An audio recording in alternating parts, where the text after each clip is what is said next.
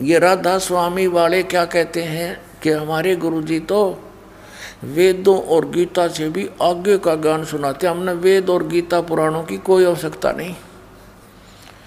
वो तो दुर्ता आ रहे थे, दुर्ते कितने बोला राधा स्वामी लोग से आ रहे थे। राधा स्वामी लोग बोला सतलोक अनामी लोग तो भी ऊपर साडा राधा स्वामी लोग, इन्हें बैठा दिया। अब इनका ज्ञान दिखा दूं थोड़ा सा इन गुरुओं का,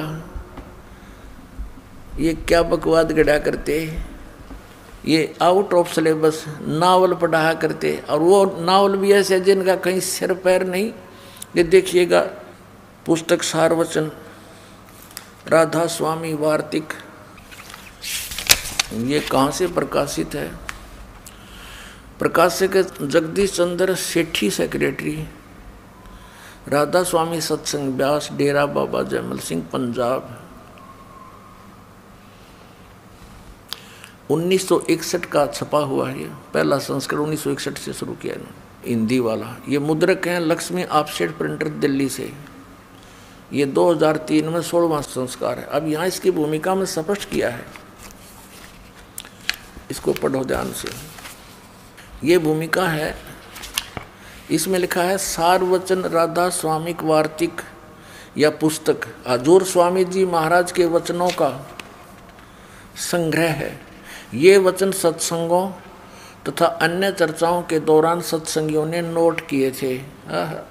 स्वामी जी महाराज के परम धाम सिधारने के कुछ वर्ष बाद इनका संग्रह करके पुस्तक के रूप में छपवाया गया।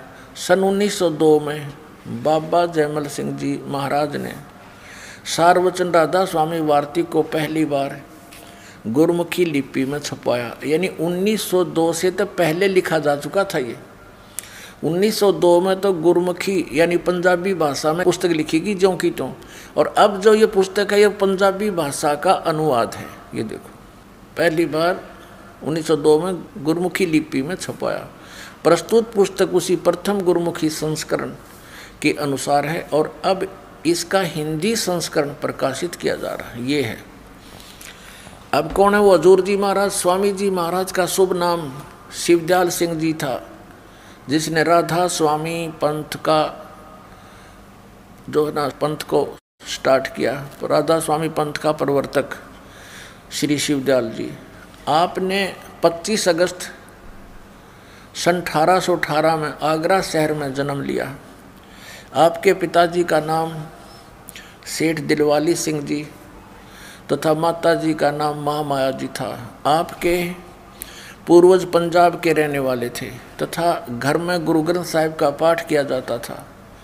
आपके माता पिता हाथरस के प्रसिद्ध संत तुलसी साहिब के भक्त थे। स्वामी जी महाराज ने तुलसी साहिब की काफ़ी संगत की थी। बचपन से ही स्वामी जी महाराज यानी शिवदयाल जी का रुझान अध्यात्म की ओर था, क्योंकि ये पुण्यकर्मी प्राणी थे। अगर रास्ता ठीक नहीं मिला अपने आप हट करने लगे। आपने एक कमरे में बैठकर 17 वर्ष सुरत शब्द योग अभ्यास किया और सन 1861 में बसंत पंचमी के दिन खुले तौर पर आम सत्संग और सुरत शब्द योग का उपदेश शुरू किया।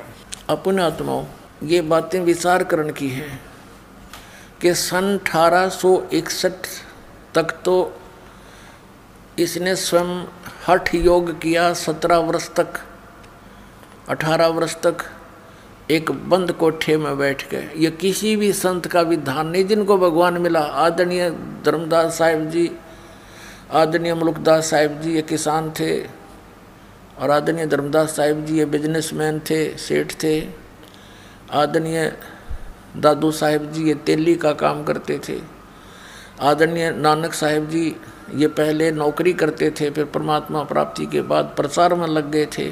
फिर अब किसान थे, अपने घर ही खेती करते थे। फिर 16 वर्ष तक अपने खेतों में काम किया और सतलोक चले गए और भक्ति भी करते थे। और आदरणीय गरीबदास साहिब जी ये जाट थे, किसान थे, गांव छुरानी जिला जज्जर के हरियाणा के, खेती करते थे। और आदरणीय गीसादास साहिब जी ये भी किसान का काम करते थे और भक्ति भी करते थे। ऐसा हठ योग ना तो किसी प्रमाणित सदग्रंथों में, वेद गीता आदि में, पुराणों में नहीं। पुराणों का जिक्र नहीं, पुराण तो ऋषि महर्षियों की अपनी बनाई हुई सिद्धांत विधान है। वो भी ऐसे हठ योगी थे जैसे शिवदयाल था। तो इस प्रकार ये साधनाएं किसी भी ग्रंथ में विद्वान नहीं थी जो श्री शिवदयाल जी ने की।